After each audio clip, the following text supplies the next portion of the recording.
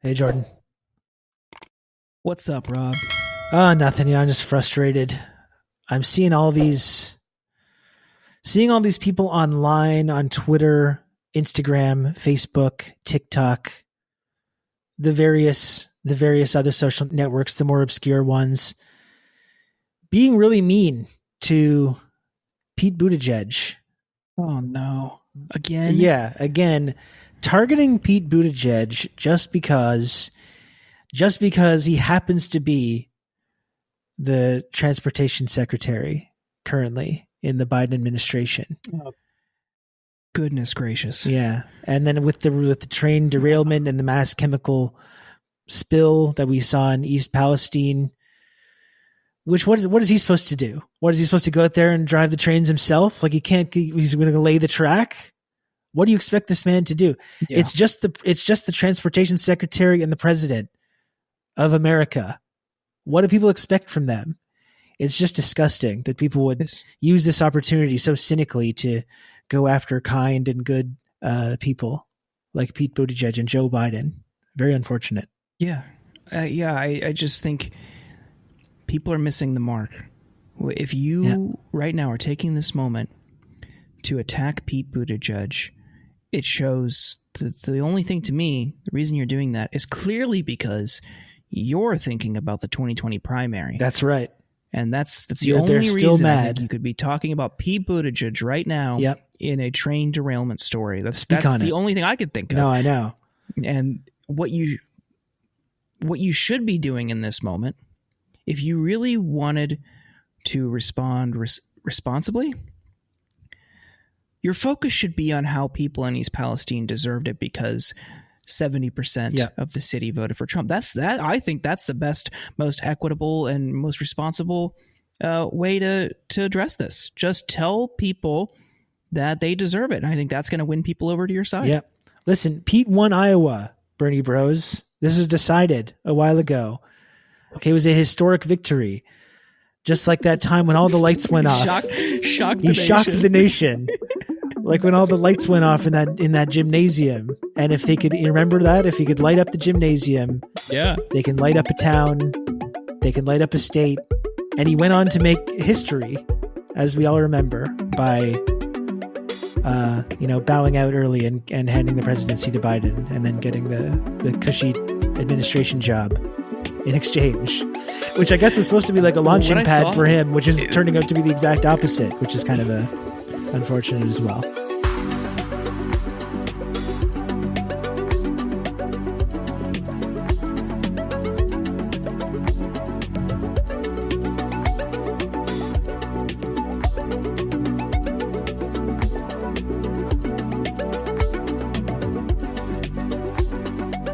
There's another way of looking at that, though.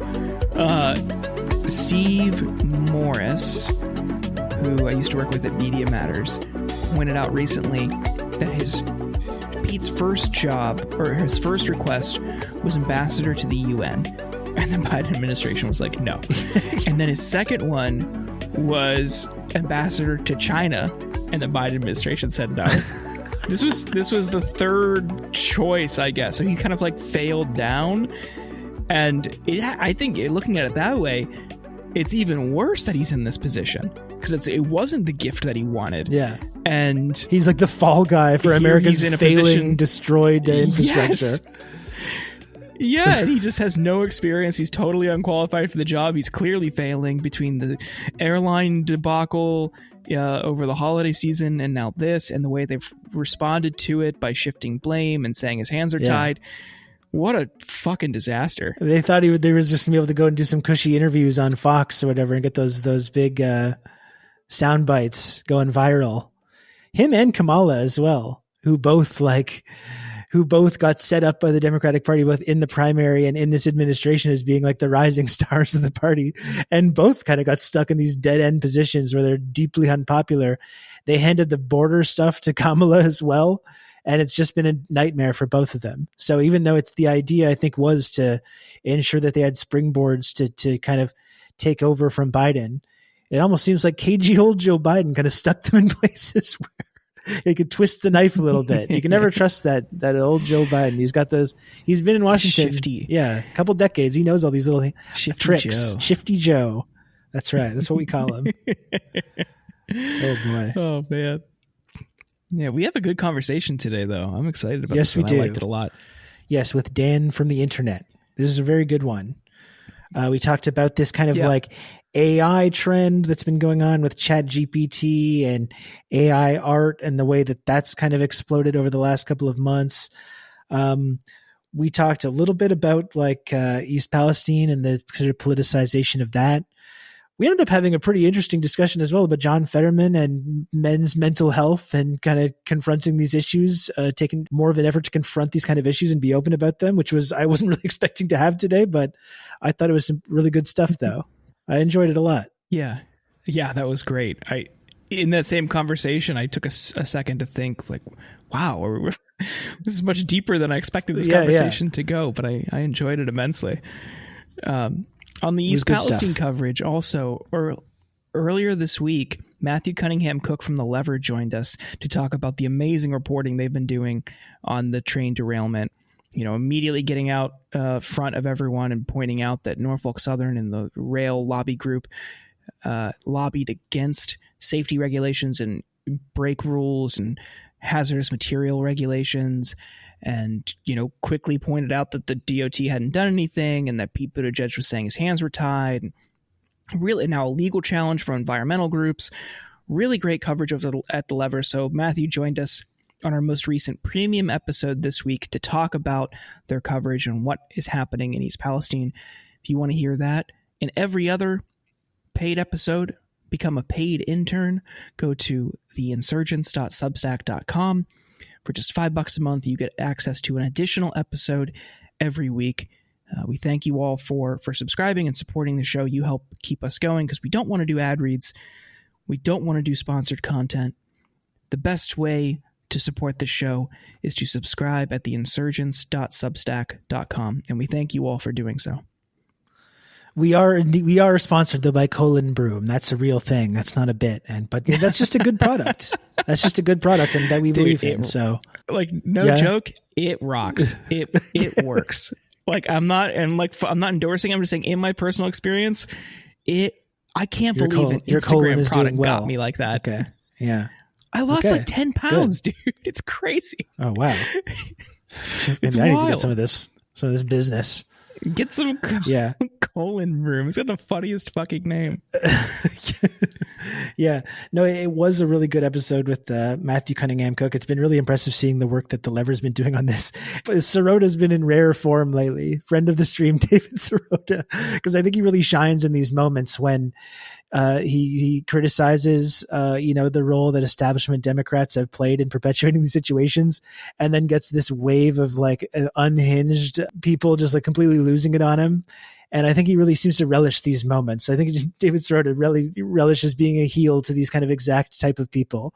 It's been funny seeing him do out there online, engaging in that. I love that. I love that about him. He's great. He fucking rocks. But did you see on the funniest response to The Lever's work this week? The guy who was formerly the Pete Buttigieg reporter for Politico during the 2020 campaign, Adam Wren, who evolved into this like they're fundraising scold on behalf of the campaign. Yeah, and he pointed out that The Lever emailed their free subscribers about their stories, which were huge, and they had, the New York Times invited them to write a column this week about their coverage, and they went to their free subscribers, which after a huge week like that, you say, hey, we did all this work. You help make this possible through your subscriptions. Will you subscribe? And he's like, they're trying to fundraise off of this disaster. And all of these people were just like hammering that guy in the replies, Politico, pointing out how Politico their content is sponsored by like big oil, big pharma, weapons manufacturers, and the railroad lobby, like the railroad CEO lobby group, the Association of American Railroads is the lobby group for the rail companies. And someone dug into the history of that content that was sponsored by the rail lobby group and found this puff piece talking about how all these trains are safe. And it's just like, a perfect example of why you need to subscribe to independent outlets so you don't have to resort to shit like that to keep your outlet going. It's ridiculous. Yeah. Someone from my Twitch community actually, shout out to G Cluppy, annihilated this guy in the replies, talking about Politico, how it was when it was purchased by the Axel Springer company. And upon its acquisition of Politico and Business Insider, Axel Springer announced that all employees must support a free market economy, a united Europe, and Israel's right to exist. So yeah, very famously, very good independence there. That's the real kind of high quality journalism you need, not the lever trying to report on powerful business lobbies in America and in fundraising with their readers for the work that they're doing. Very funny. Very funny stuff. That's ridiculous. Great work by them. And just look, subscribe to them, but also subscribe to us. Yeah. Theinsurgents.substack.com. One final push. We will They're not putting us in the New York Times. Content from Big Oil. Well, they should. Yeah, I agree. I agree with that. When are Jordan and I going to co-write something in the New York Times about this, about the coverage that we do? We'll get there. We'll get there. Yeah. What we've asked 100 guests, are they a gamer? Here's what we learned in the New York Times. Yeah. If someone will give us that byline, if someone who works at an outlet will give us that byline, we will write that column. Yes. We promise that's going to bring in clicks for people. Yeah. In any case, it was a crazy week. Yes. Let's get to our friend Dan from the internet. Wonderful conversation with him coming up. He's going to be joining the program right after this.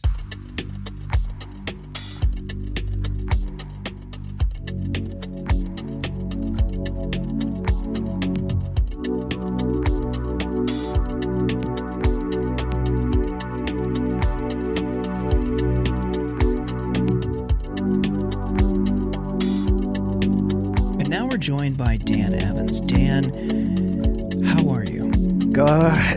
As best as we can all be during these times. Loaded question. Yeah. It's got a birthday coming up, so that's nice. You do? Yeah. Is that when's your birthday? That's a loaded question. Yeah. No, I'm a leap day baby, so I actually I gave you a George Santos. I lied to you. My birthday's not coming up anytime soon. Yeah. What do you do usually? I usually celebrate it on the 1st of March because I guess that's when my family decided to do it. And yeah, I'll celebrate, like, it's a normal birthday. It kind of just doesn't matter. I'm kind of just taking time off to myself to work on some personal, like, passion projects, which will be kind of my gift to myself. But my parents do this cute thing on leap years, which always coincide with election years. So it's a nice little break where they celebrate February 29th as though I'm a child, because I've only had I'm turning 28 next election year or something. So they'll divide that and go like, oh, you're turning 6 or 7. And so they'll give me a birthday gift and birthday celebration as though I'm a 7-year-old. And they will like play the bit. These are very like straight edge people, my parents, but they will play the bit very strongly that entire day.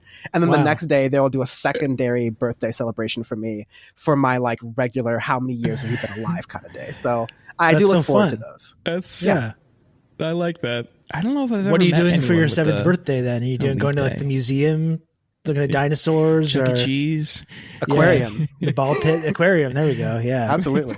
Nice. That sounds sick, actually. Look at all the fish and like sea animals I have as like stuffed animals on my bed. It's clearly my vibe. Just a sea creature waiting to be. Yeah. Except nowhere near Ohio. I don't want to be a sea creature there. Smoking on that pack tonight. Right. Dan, I believe we've asked you this before, but just in case things have changed, we ask everybody this question before we start our conversations with them. Dan, are you still a gamer? Bless me, Jordan, for I have sinned. And Rob, too. Oh, no. Even though Rob is the center. I have not been gaming as much as I've wanted to because of just trying to get all of the streaming and shows going together. But also, my game of choice lately has been City Skylines because it's very relaxing. I can lose my brain and like nothing else in American society. I have control. And so every time you update the game, they add new features. But every time you update the game, if you have like mods built onto it, it breaks your city. So you'll spend like 60 hours or 70 hours building this like metropolis utopia where you have like suburban areas and rural areas with like, and urban areas with like perfect mass transit and everything's good. And you have a population of 30,000 or 300,000 people and socialism works.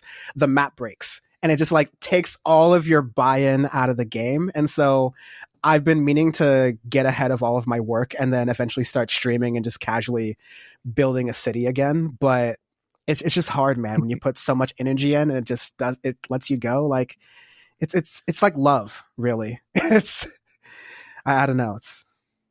It hurts you. That's what Mark's never told you. And I think a lot of these, millennial and Gen Z, socialists and communists needs to understand it's all good on paper, but once your map breaks, it's over. That's why capitalism is the best system.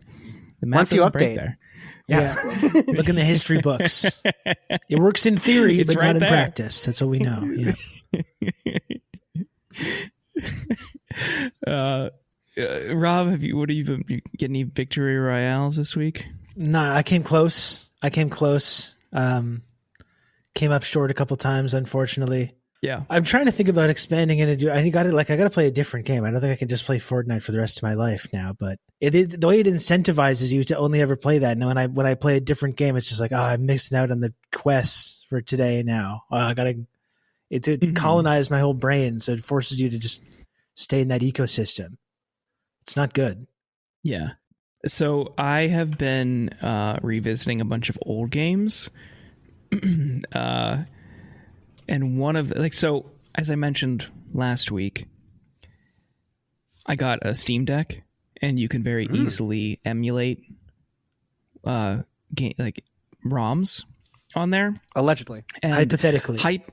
Hypothetically. In a video game. I have been about video games. In a video game. Yes. Hypothetically, I would play God of War Chains of Olympus, and it's been really fun to revisit that, like the old franchise games, or like the old iteration of them. Was that PS2 or like PSP? Sorry. PSP. Ooh. It's been a man of fun taste. one. It's been a fun one to revisit. Yeah, I love the God of War, the original God of War games. 4 is fine, or like the new God of War, like the Norse one. I haven't played the newest one yet, but I loved 1 through 3 in the PSP games. Just that style of play. I don't need the skill tree. Just give me one level up method, and it's blood points, and I'm just going to fill that bar, and then I'm upgraded. Let me kill. I like that. Don't give me a fucking skill tree. Yes, give me the rudimentary, cathartic mass murder experience of just swinging those blades around and killing a bunch of skeletons and ghouls. I like it. That's what I want. That does sound fun. I do have. It's cathartic, man. I'm trying to get through. The closest thing to that Nintendo would probably allow on their platform is on my Switch. I have the No More Heroes trilogy, which I never completely finished. And so that's like nice, like good, clean, wholesome, like have a blade and slash it around in a 3D space kind of game. And they don't make them like that anymore. I mean, maybe they do, and I need to like open my gaming vibes. Maybe you should send some my way. But yeah, I really relate to loving that kind of style of just give me some ghouls to fry. Just let me keep going. Just give me 8 clean worlds of ghouls to fry with 7 or 8 bosses at the end, and I'm a happy guy. Take my $60. Yeah, I like that. I like that a lot. I've also been playing a lot of NHL, or hypothetically, I would play NHL 2004 and 93 from Genesis on it. It's just been great. But I didn't realize that, again, purely hypothetically, that your Steam activity shows up on your account even when you would potentially play one of these games. It's been funny to see people's reactions. Like, what's going on? How are you doing that? Really cool. But also just like one of the most impressive devices I've ever seen. Graphics are stunning. It's crazy. And it even upscales old ones. If we ever actually get a chance to hang out IRL, Jordan, we're going to have a NHL on Sega Genesis tourney, a best of 7 series or something, because it's been a long time since I was able to test my skill against someone who's got that ability. got that unique, Yeah. elite Sega Genesis hockey juice. ability. Yeah, The someone's got the Genesis juice. juice. My kid doesn't have it. My 7-year-old kid doesn't have it. I just wipe the floor with him each and every time. Doesn't No have mercy. the makings of a varsity Yeah. hockey player. No mercy. No, I don't believe in like, oh, good. Let them do a good job. No. That's not how I operate in this household. Build them down, break them down to build them back up. That's what Exactly. you say. Yeah, exactly. Yeah. So it would be good to eventually face off with someone. With my pun intended, but face off with someone who's got the juice. If we get to a certain like subscriber threshold, we should make arrangements for an IRL episode. Because also, like Rob and I have never met in real life. It's just been purely an online friendship for years. So if we get to a certain subscriber threshold and we can factor it into the cost of doing the show, having Rob come here, we meet in the middle or something, doing an IRL episode, but also like a gaming session, we square off in NHL. That'd be Hell a blast. Yeah. I would love to come down to Washington. There's got to be something crazy that we could cover. Yeah. Yeah. There's always news here. Yeah. We'll do it one of these days. Hear that, subscribers? That sounds like something that you'd want to see. You can become a paid intern at the Insurgents podcast. You can make this dream come true. Bring this friendship IRL. You have that opportunity. Dan, you're invited as well. I don't know where you're located though. Dan, you can come. At one point a long time ago, like obviously he's the esteemed K * Clippin ***, but like wasn't he a paid intern? That went super well for him, right? He was never paid. No, we've not paid. I can guarantee everyone that we've not paid Ken a dime. We actually had to pay. He had to pay us to join the episodes when he has scoops that he wants to promote. I mean, he has the money from the legal fees, which for him are in reverse. So like the lawyers actually pay him. It's a really cool setup you get. It's got to talk to his lawyers. He's on the old CIA payroll as well, so he's double dipping. Really, he's got all kinds of disposable income throw around on this kind of stuff. He's waiting. Last time I talked to him, he was trying to get that Peacock parlay. There we go. What I thought was so funny over the past couple of years is when he was doing reporting about how the FBI was essentially doing COINTELPRO, which was even recently even further confirmed. In Denver, he wrote about this, very preliminary stages, showing that this is what they're doing. And like you point out, Dan, that story out of Denver where they were, they had some guy who was an informant and trying to rile them up, tried to talk one of them into assassinating the AG in Colorado. And Ken was writing these stories with very limited information a couple years ago. And like the people who are like off the deep end left were like, whoa, this guy's got to be a Fed. How's he getting this story? How's he like? Do you know how leaks work? Do you know how this how do you know how reporting works? He's not saying like the FBI is great. He's reporting this because it's bad. And it's the perfect op. Yeah, exactly. I'm going to tell you exactly what the FBI is doing on the inside. That's how he gets you. He earns your trust. It's very insidious. I'm onto this guy. This kind of double bluff. I believe they called it a double bluff in the spy game, the spook game. That's what they call He's it. A double agent, man. Yeah. That's so funny. Well, Dan, we're happy to have you back. We have a couple things we want to talk with you about, but first, there's been this wave of all these companies trying to replicate this ChatGPT AI chatbot. Microsoft and had their Bing bot embroiled in some weird bada Bing. I don't know if you want to call it controversy. Just very bizarre comments coming from that thing.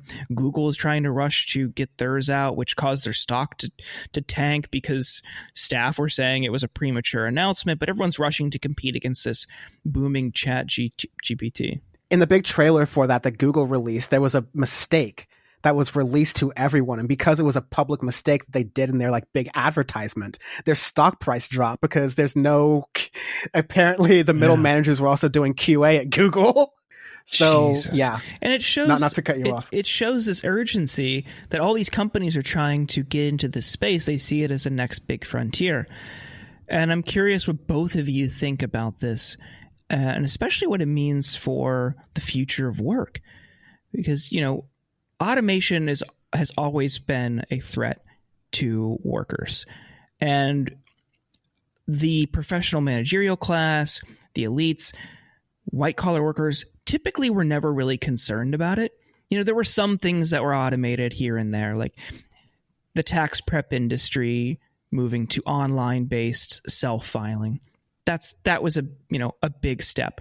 But you could pick things here and there that replaced some jobs, but automation has really largely been affecting blue-collar workers in manufacturing at a much larger scale for years. That's been where the threat is. So people, and you saw this in Andrew Yang's campaign, when he brought that up, kind of laughed at him, dismissed it, didn't treat it like a serious issue, but it is. And now it's going to start to affect white-collar workers in a much broader scale. And I'm curious, just initial thoughts on how these companies are all rushing to get their own automated, AI chat generation or writing bot, or in some cases, you can even do whole essays or reports. Rob, you said you were tinkering around with it this week, and I know, Dan, you have a lot of thoughts on it, so I'm curious to hear both of your thoughts. I'm not sure, like, on the one hand, Jordan, you were saying that, yeah, this technology is coming for a lot of white-collar workers. On the other hand, we've seen in the past with these technological revolutions that somewhere in between the technology itself and the marketing around it that these multinational corporations do is the reality of what these technologies are and what their limitations are, right? So, I mean, I'm a kid of the internet. Like, that's kind of like my brand. I got access to the internet for better or worse, like when I was like 4 years old or 3 years old, right? So like, and I used to think that was a cool thing. And I look at my 8-year-old niece or a 10-year-old niece, and she's like, oh, I've made 3 TikToks and I've got rid of the app because it bores me. It doesn't show me interesting content anymore, which just haunts my soul to this day, right? But no, like, I think of my parents and my family who were blue collar, barely white collar workers around the end of retirement, right? But like, technology never replaced a lot of the work they did. Partially that's because of the limitations of technology at the time, but a lot of times it was supplemental to the work that was being done, right? So there are some jobs that, like, because of the limitations that we talk about all the time, by like whether it's this technology itself mostly being reliant on human data and small batches of it. So it's reliant on those data sets and also the limitations of the tech workers who live in a very myopic space themselves and what they're kind of putting into the algorithm and what they're prioritizing. Layer that on top of business interests, and yeah, while definitely the incentive is to, and the big draw with a lot of these things is to see, okay, can AI replace coders? Can AI replace copywriters? There are even talks about, okay, AI data set creation might be a new job. I personally think that if so, that's going to be like a temp job that might start to go away in 2 years as these data sets start to become more complete. But I think at least in the beginning, these technologies are going to be very supplementary to people's existing work. And a lot of workers are going to like that, whether it's blue collar workers or white collar workers. But we definitely need to be cognizant, especially as people on the left, of the fact that a lot of these technologists, a lot of these marketers, a lot of these CEOs like Microsoft and Google fighting for percentages of market share, they don't have ethics in their interests. They don't have the actual ramifications of expanding this technology in the competitive capitalistic space in their interests. In fact, most of these companies have actively fired the people who have done the paperwork and done a lot of the warnings, like we've seen about the Timnit Gebru situation. Like, these companies are actively disinterested in the ramifications that these technologies have. And if you want any further proof in what I'm saying there, because it's very much of a future take, look at what these companies have done in the social media space. Look at what's happening with young folks and how depression and suicide and all these other different things are rising. And look how much they don't give a fuck about any of that stuff. So I think the technology, there's limitations to it, but we also need to be careful about what it's going to be pushed to try to do. Yeah, I think that's kind of the thing that I find myself thinking about the most. Not so much the immediate effect it's going to have. Like like I think these like older journalist types are freaking out about getting into these conversations with these chatbots where they say like, "Oh, I just want to be alive," and they start saying all this creepy stuff like we saw in that interview today. But like all the geeks that program this stuff, they've all read Asimov, and like they're all familiar with these kind of ideas about AI and what the dangers of it are. I think this is kind of inherent to kind of the models that are being built around these things. But the thing that I find myself thinking about a lot is just not even as much, what is the immediate impact right now, but what's the impact going to be 5, 10 or years from now or beyond that? Because these things are going to start getting exponentially better at these tasks as these models improve. You've seen just with the whole AI art stuff, just even like I've been using Midjourney for a couple months, and you've seen an improvement in that just over the last couple of months as millions of people start to use these services. And I start to think about the ways that, these chatbots, art, deep fakes, like the voice technology, like the text to speech voice technology that can input, that can mimic other people's voices. I think like we already live in this sort of post-truth era, just that people have lived in these like kind of social media bubbles of weird fake news and whatever. But I just feel like that's going to get to be such an exponentially worse problem. And even if this stuff doesn't become widespread, or if there's laws that are put into place to avoid, creating these kinds of things, deep fakes or what have you, it's going to be like all of reality is going to have this kind of plausible deniability, and anything that people don't want to believe, like people already do this, right? People already do this with the media that exists now. And it's going to give anyone this sort of way to be able to deny reality when it's playing out in front of their face, and everyone's going to be questioning, what's real and what's not. So the chat, like that's the thing. I'm not too concerned right now about white collar workers losing jobs, even though I think it is a distinct possibility. As you mentioned, Jordan, I've been messing around with this. That ChatGPT is really good at instantly spewing out this kind of like soulless corporate pablum, which could be very tweaked very easily, and which is only going to get a lot easier. Like I was using it to create these kind of like corporate HR style scoldy emails, sending it to members of my Discord who displease me.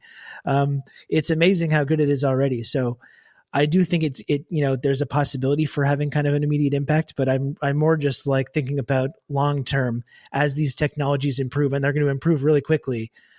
What that's going to mean for our society, and I think it's going to have a lot more far-reaching consequences than just people losing jobs. But it's going to encourage this separation from reality and allow everyone to live in these kind of bubbles where they can sort of create their own truth. And who knows what impact that's going to have? I don't know.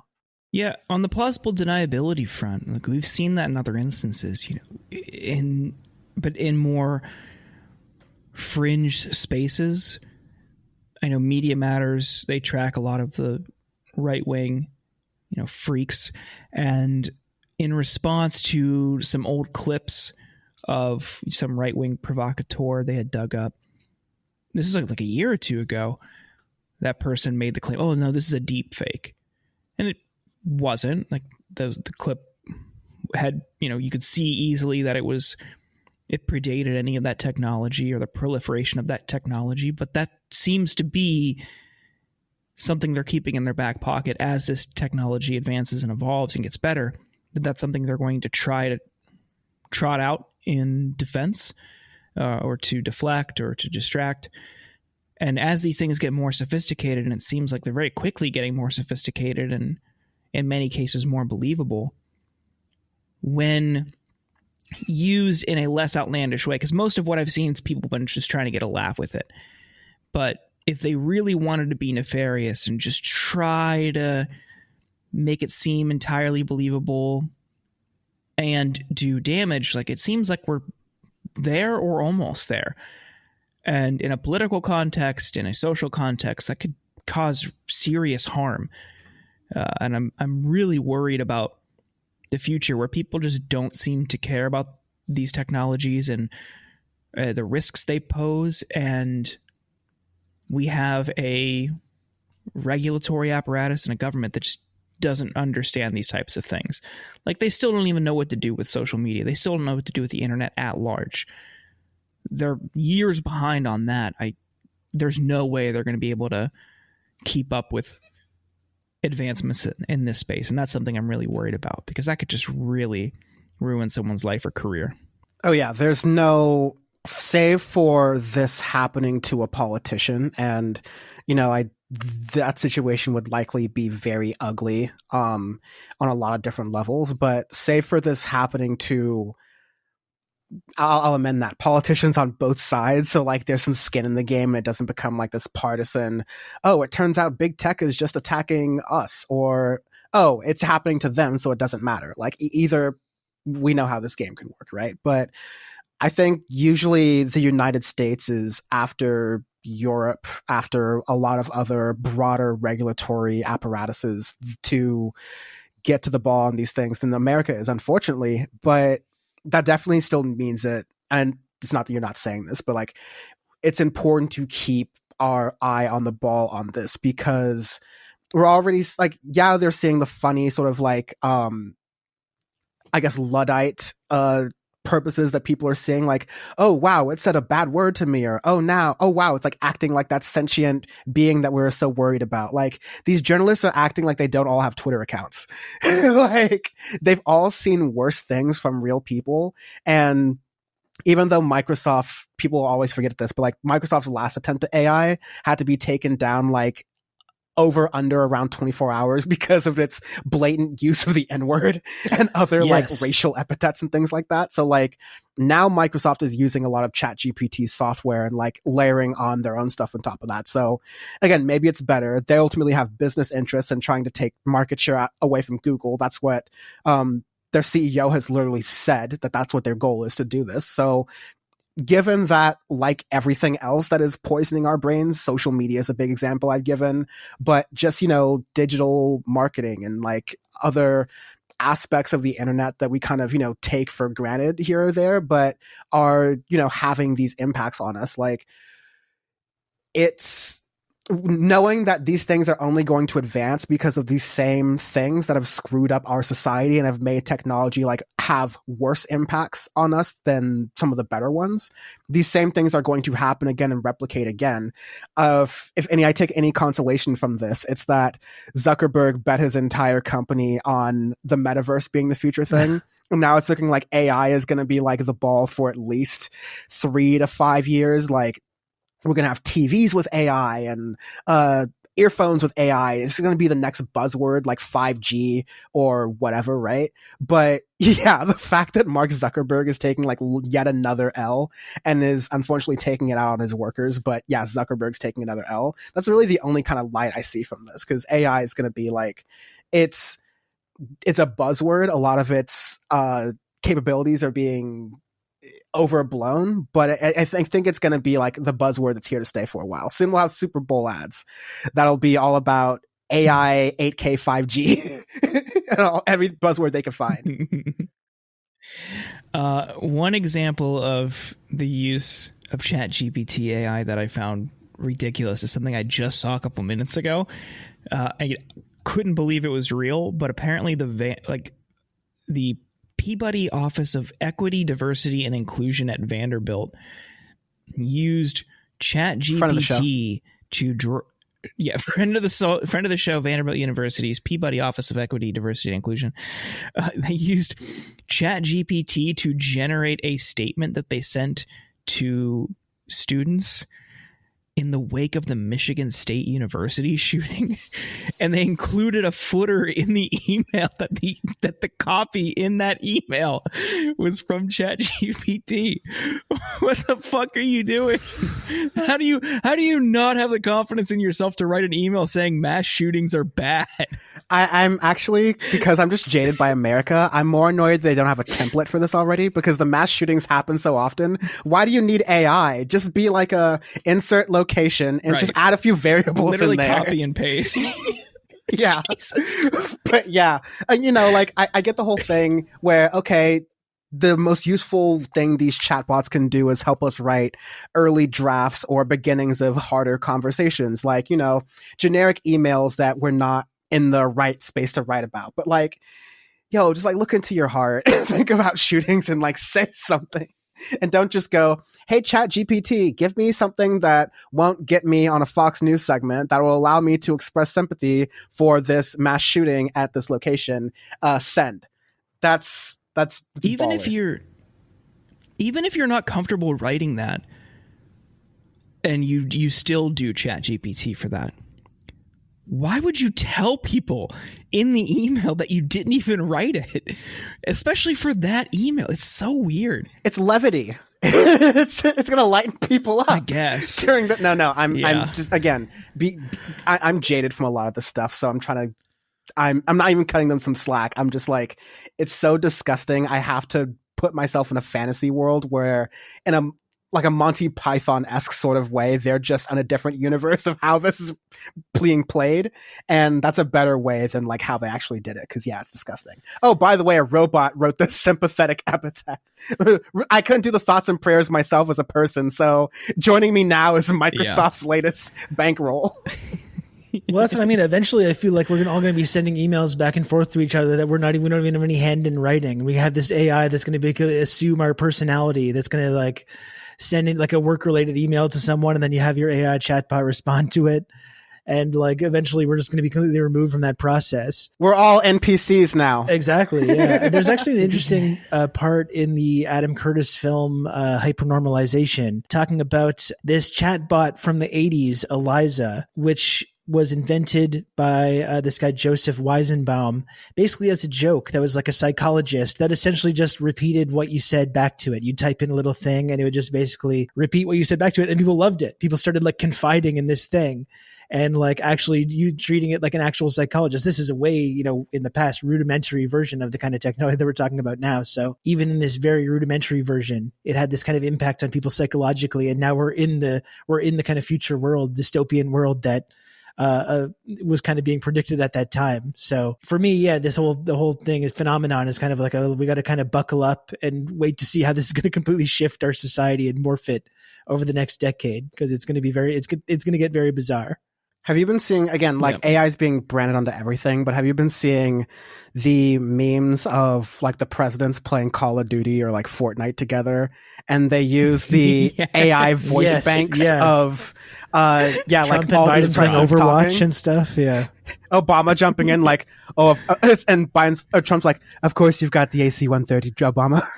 It's just those bring me a little bit of joy. They terrify me because we are going to get to uncanny valley where like, okay, one of these politicians is actively running for office, and then these chuds don't know the difference between like the AI Call of Duty voice and like the real politicians. No, we're there already in terms of the technology, but we're going to be even very much so more there in 5-10 years from now. It's going to be very bizarre. But let's just enjoy the point where like it's being used for Call of Duty TikTok. Yeah, it's nice right now. Yeah, so we can look back on this innocent time in the future, when we're all being controlled by the Skynet or whatever. Friendster was so easy. Yeah. You can look back on this and laugh. I mean, you're talking about people falling for it. And Rob, you say we're there with the technology, but we're there socially. Like we're definitely like boomers already believe. Oh yeah, everything they see and read on the internet. Absolutely.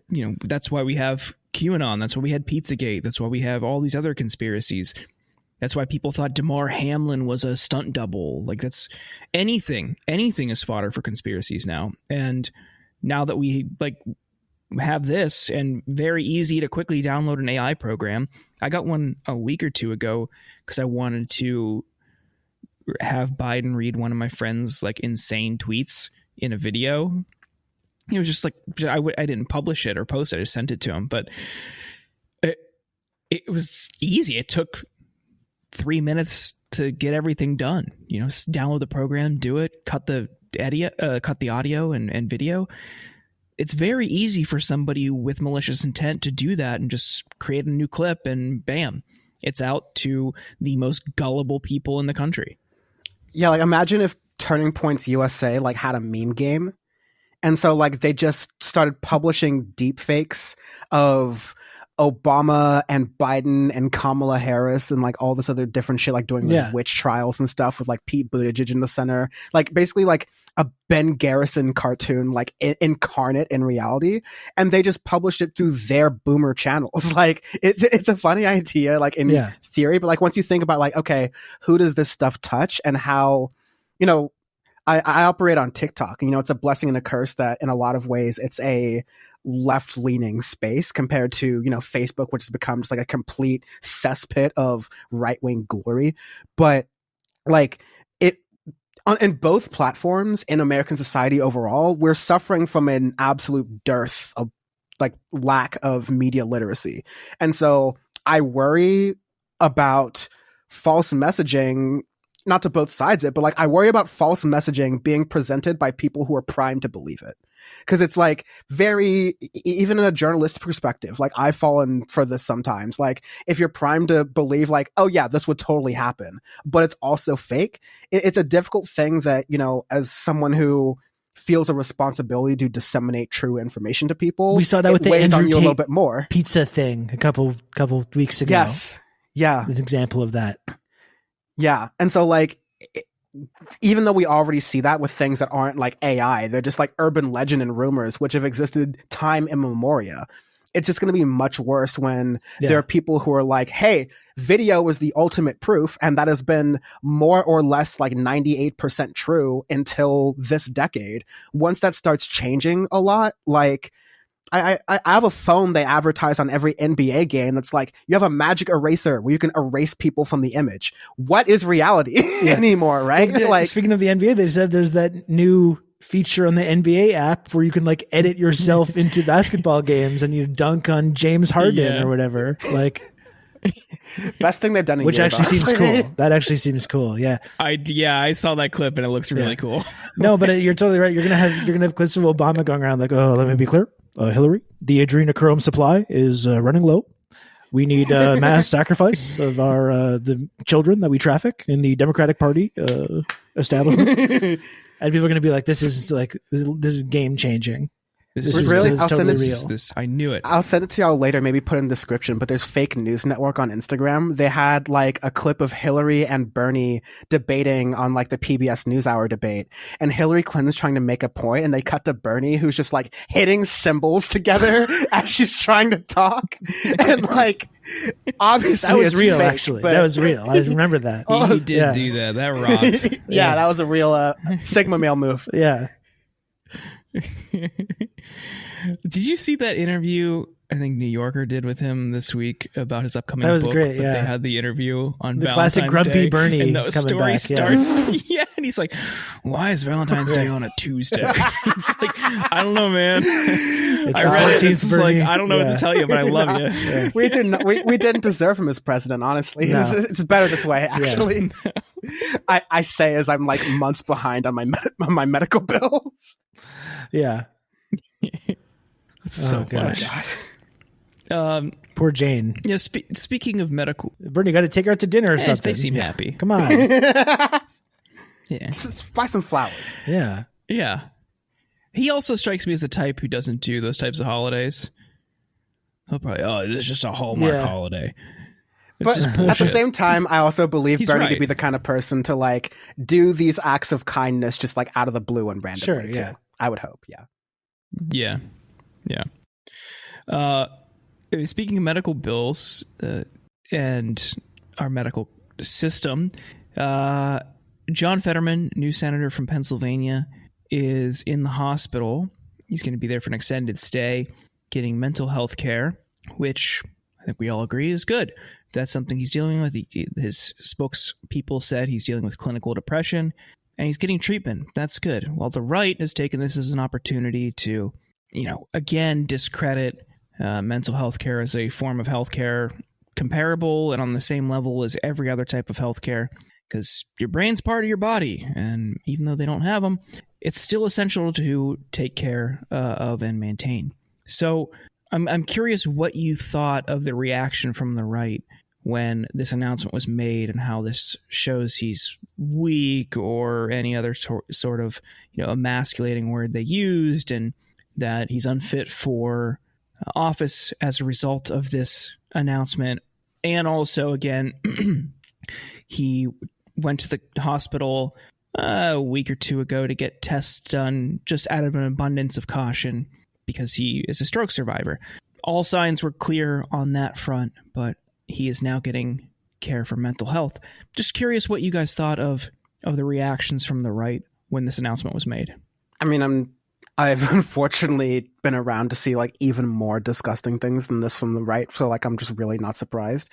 I am on the Daily Wire beat a lot. So like Ben Shapiro's take was like, oh, this shows how Democrats will just prop up any old figure. So they're trying to tie this into Dianne Feinstein and Joe Biden, which I'm like, okay, out of all the angles, like I suppose that's like a better one. But then like, how do you look at Donald Trump, who is like wheezing during COVID-19? Yeah, famously, there's no old incoherent Republicans anywhere in the U.S. government. You know, Chuck Grassley or whoever. Like that's actually a fairly common thing. It's a bipartisan thing in the U.S. government to have these old weirdos that are barely coherent anymore, or barely conscious.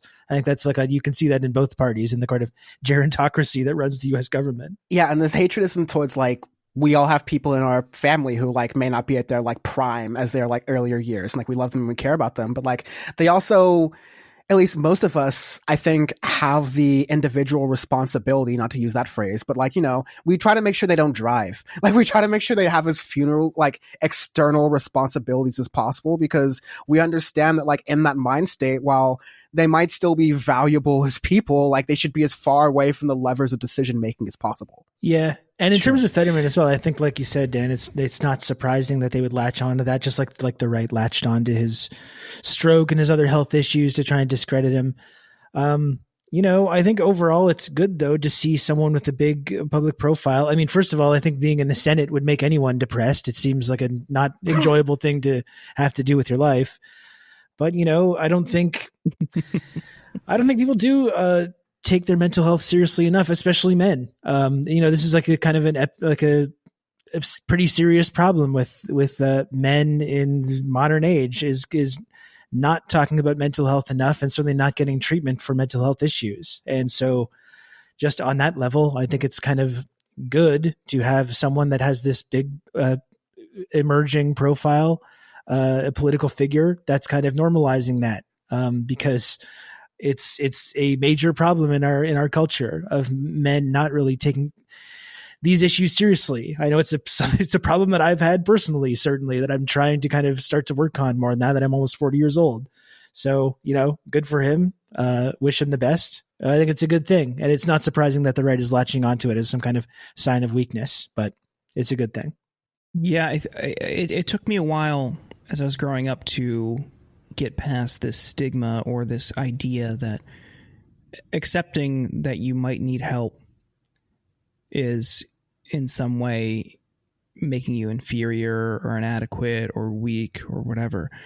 And recognizing that it is unbelievably common, especially with how we connect to each other, how we spend our time, you know, processing these things through screens.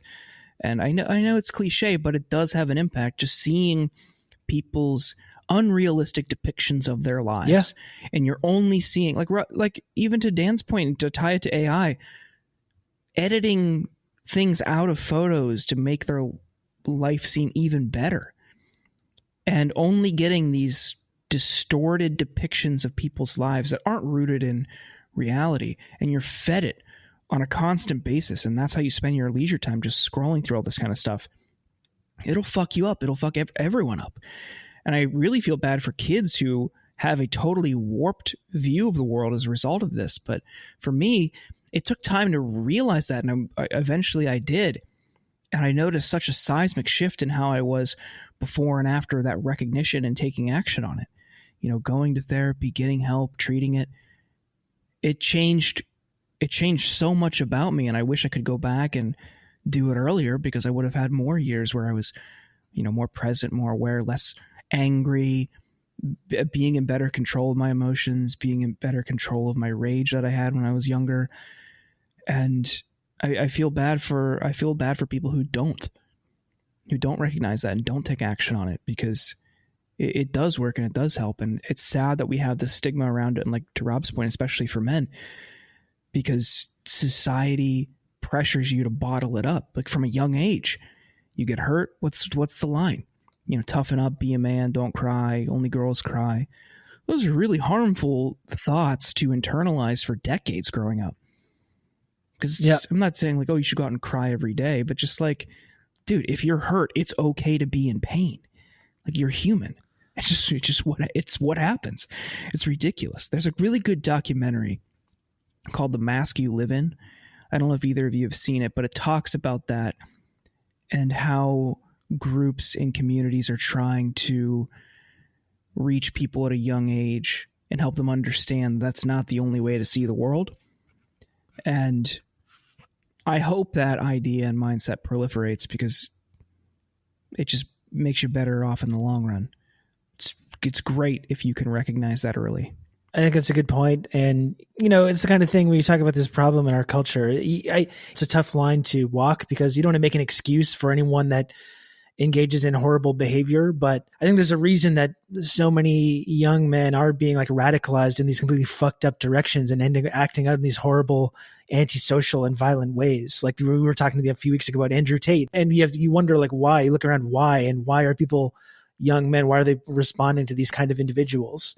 And I don't want to say that that's the only reason, but I think that kind of issue is the root of a lot of these really reactionary movements that we're seeing young people getting sucked into. And I think that's one of the important things about normalizing these things first, is so people, before they get radicalized, again, I don't want to make excuses for anyone that engages in horrible behavior or does terrible things, but making sure that like fewer people get pulled into that world as a way to kind of process these kind of complex emotions that they're not really having the ability to confront in any way.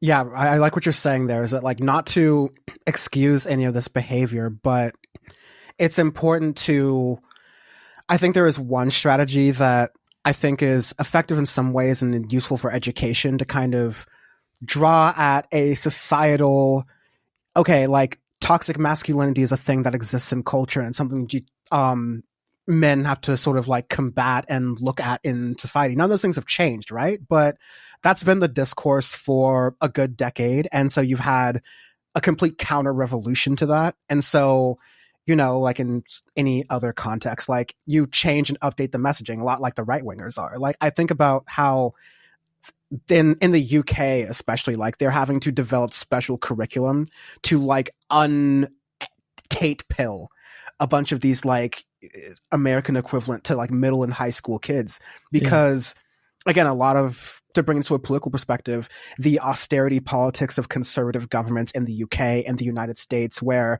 there are fewer and fewer educational settings to where people can really, teachers can really speak to students about the proper way to both process their feelings and process their emotions while not perpetuating these awful things in society.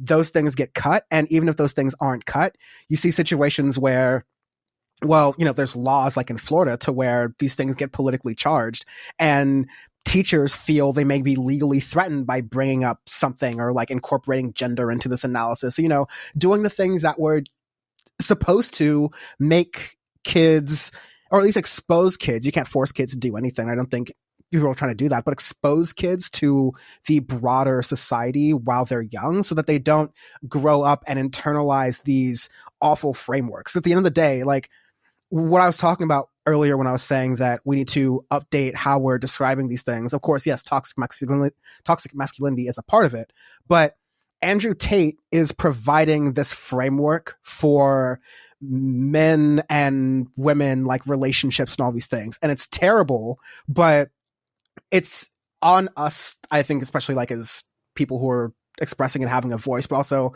people on the left who are listening to this and having conversations with others, to think about why that works and unpack that and figure out how you can appeal to that kind of person and direct them towards, logical, more respectful ways of being.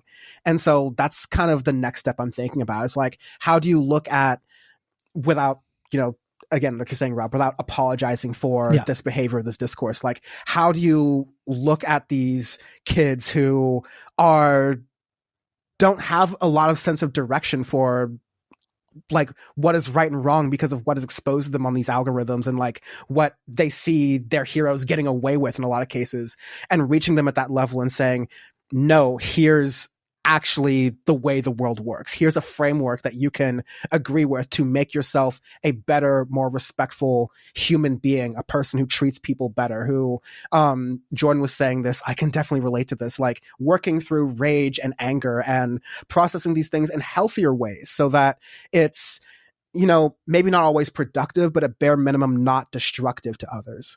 And so, yeah, I've been pleasantly happy to see a lot of leftists start to take on this like anti-manosphere content and present this from like a, you know, quote unquote masculine kind of way, because from a bisexual voice, like a flamboyantly dressing person like myself, that message doesn't always land with other men, but it's good that it's starting to reach out there. It's just got to like go into overdrive. Yeah. You gotta, you know, meet people where they're at. Right. And I think you would talk about it from a different perspective than I would. And I'm not saying either of us are right or wrong. I think it's just, we talk about it in different ways to different people. And I think what a lot of opponents of this think is that to accept this and to understand this results in some inherently emasculating acceptance or worldview or behavior patterns or whatever. It's like, no, man, it doesn't have to be that way if you don't want it to be. Yeah. You can still do the things in your life, like you're saying, that aren't hurting people.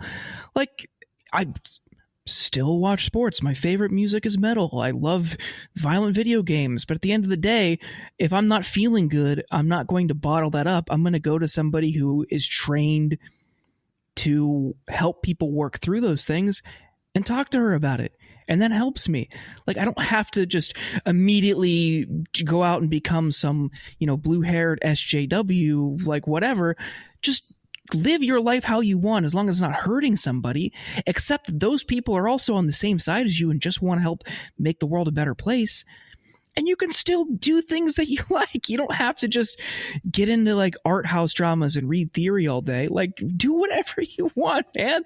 It's okay. Yeah. It's just creating these frameworks and allowing people to just like go, there is a way to be yourself, while also just making sure that while in doing that, you don't harbor these strange, weird resentments about the way that women or non-binary people like live their lives. Like it shouldn't be too hard of a task to be in. But again, like there is I feel at least a responsibility as a cisgendered male to constantly present, like you said, Jordan, like there are ways to have all of the above, right? Like, but to do that, it takes a lot of deprogramming, active deprogramming that society is doing. Almost like during the George Floyd protest, people got the idea of it's not just enough to not like racism. You have to be actively anti-racist. You have to be actively anti-transphobia in these days as well. You have to be actively anti against this sort of like male dominated violence, and that's happening rhetorically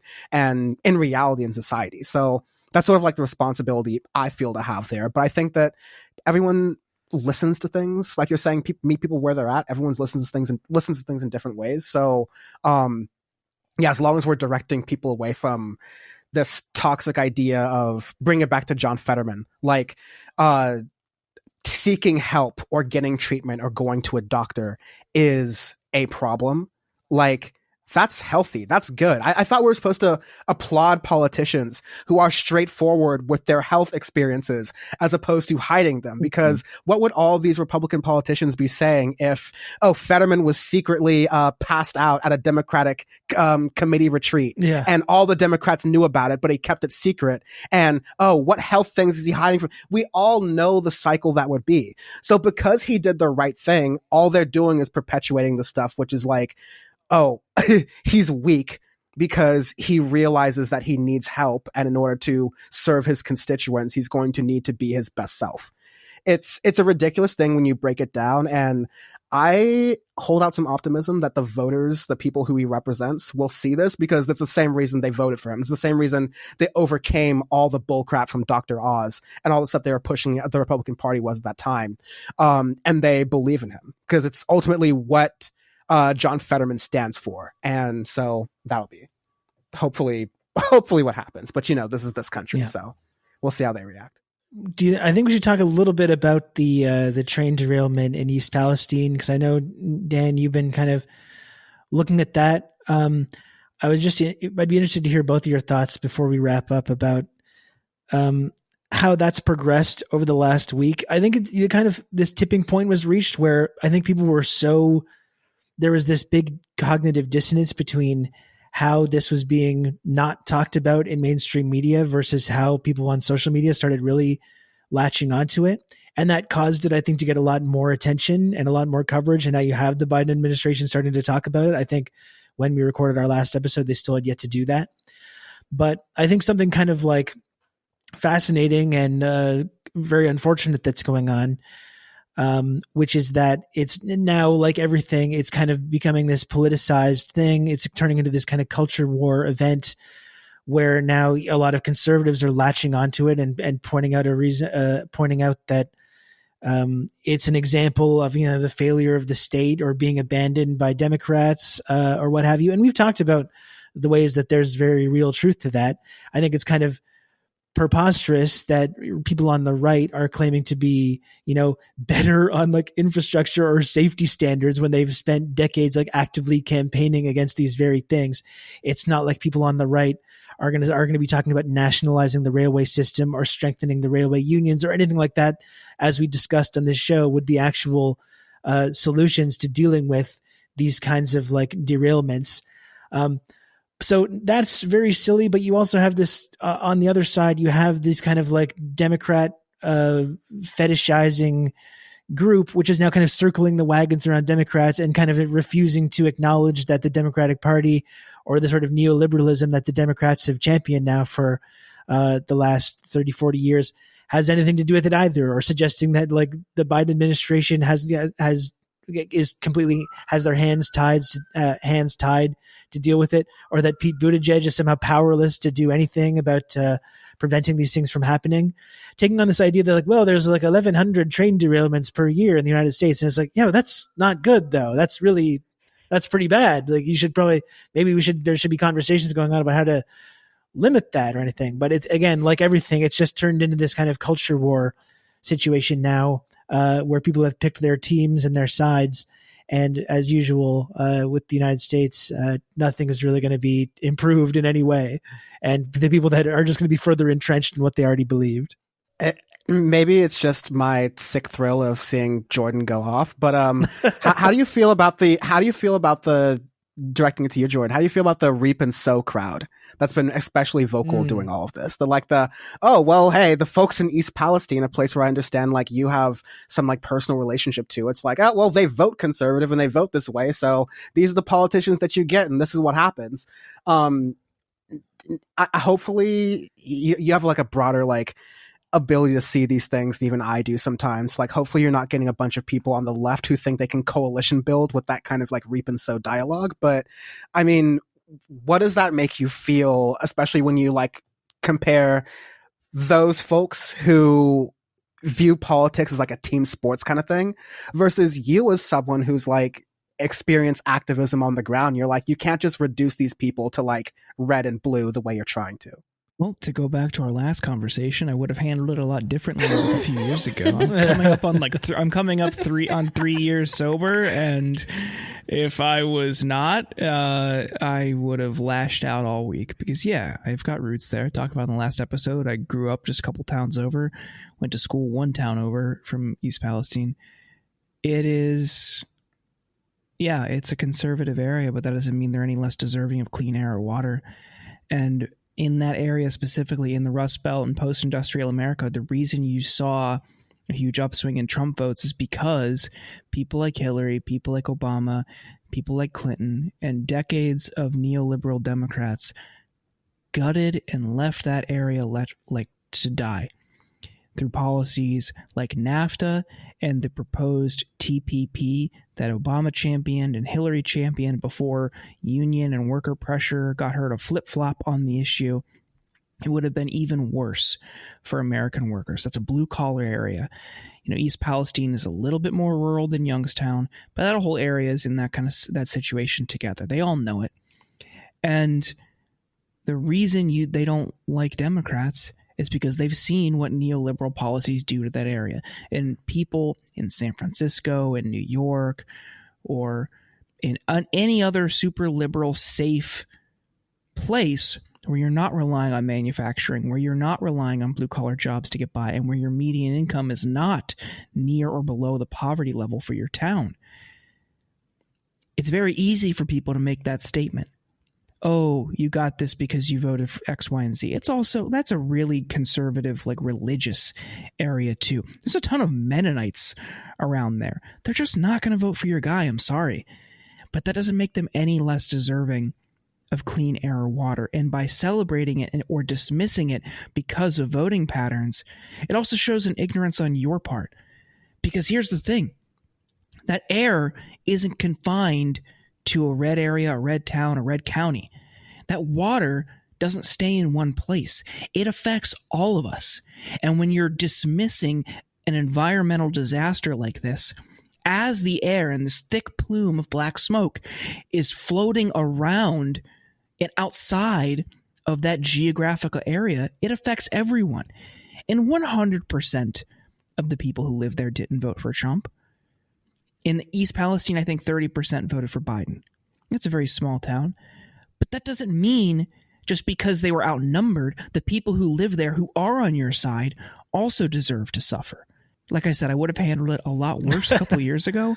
That was very measured. Really, it still is very angering. It's very angering because those are good people, man. If they disagree with it, they're not. Who's your enemy here? Who is your real enemy here, right? Yeah. It's Norfolk Southern. It's the lobbying group for the rail industry who fought against safety measures. It's the regulators who were asleep at the wheel. It is Congress who is unwilling to do anything about this. It's people who have taken money from the rail industry and given them a free pass. That's your enemy. Your enemy is not someone who's making $40,000 a year, barely struggling to make ends meet, and who votes differently than you because of their religion. They're not your real enemy. Your enemy are the people in power. Right. Like that's what I want. I wish that would be the message, that even some of these like, hard-headed liberals who do like the reap and sow kind of thing, like they deserve it, this is what you vote for kind of deal. They do this after every environmental incident in any red state also. It's the least helpful thing you can imagine. And conservatives do that. Like, there's a couple different scripts during the American ritual of a mass shooting. Like there's thoughts and prayers, but there's also conservatives, if it happens to happen in a blue state, going, oh, well, I thought they had gun control. Yeah. Oh, well, I thought they had gun reform. Oh, well, I thought guns weren't allowed in Chicago or Illinois. Like it's like that sort of partisan game that they play. So I think it's ridiculous that even if you're in like that team sports liberal brain dynamic, that like, oh, wow, you're playing this exact same shit that they do, where you're like celebrating their tragedies and mismatching it to a political ideology. Like, sure, it's gross. I hate that those people are part of the political process, sure.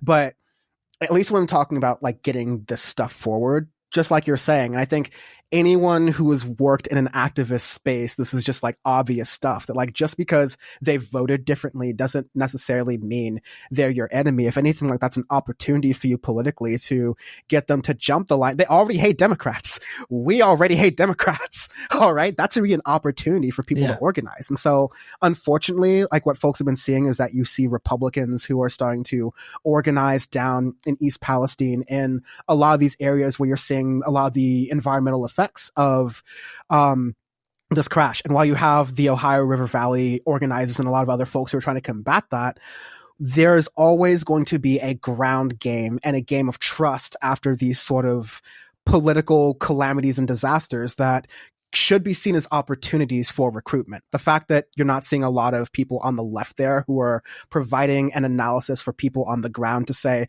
this is why both parties are screwing you, and this is something you can do to build a political movement elsewhere, is, I think, again, I'm not trying to chide anyone because there are great workers and organizers working down there, but I think it's a goal we should work towards, that we have like a rapid response sort of team, that we have people who are able to get on the ground and have ideas of what to do and support ongoing efforts that are already happening there locally, because this is also going to be a game, like you're saying, of ideology and how do people look at this. And a lot of people are going to look at Pete Buttigieg going, well, my first defense is this happens every day all the time, and this is the first time I'm being interviewed about it, so kick rocks. Like, that's going to radicalize a lot of people more conservatively. We could use that as an opportunity to radicalize more people past Pete Buttigieg, which is where I think everyone in the country would be better staying at. Well, yeah, that's kind of what I was saying is when it's setting up this question. Like, the response to these kinds of incidents should be, more regulation, nationalizing railways, strengthening unions. Like, these are all things that are going to help prevent these things from happening. Republicans are not going to offer that solution. Obviously, these kind of mainstream Democrats like Joe Biden or Pete Buttigieg are not going to offer those solutions, but there needs to be an effort. And as East Palestine is an example, but as these kind of as the climate crisis continues and these kind of incidents get worse, that's what the opportunity is, to start communicating with people in these kind of communities that are affected by these things, and talk about the ways that the entire political system has allowed that to happen on a bipartisan level, and talk about the solutions that are work to prevent these kind of things, and how neither party is really offering that. That's an opportunity for people on the left, but it involves really like going down and having those conversations with people. Yeah. I think that's good. Yeah, we'll keep following this story. We've got another interview lined up next week about it. It's something that, we're going to be keeping a close eye on. We'll see how it develops. But Dan, thank you so much for joining us. Where can people find you and your work online? Pleasure to be with you all again. I'm at Dan from the Internet on YouTube and Instagram, Dan from the Web on Twitter and Twitch. Also Dan from the Internet on TikTok as well. I almost have that down where it's like nice and even, but if you search for Dan from the Internet or Dan from the Web on some platform, you might find me or some other bozo who got to the username first. But it's great to be on with you all. Thank you so much, Dan. Hey everyone, thank you for listening to The Insurgents. If you want to subscribe to the show, you can find us on iTunes or Spotify or at Substack, theinsurgents.substack.com. You'll get the latest episodes delivered straight to your inbox, as well as our newsletter. On Twitter, we are at InsurgentsPod. Tweet at us, harass Ken in our replies, and then send us your hate mail to theinsurgentspod@gmail.com. Thank you once again for listening.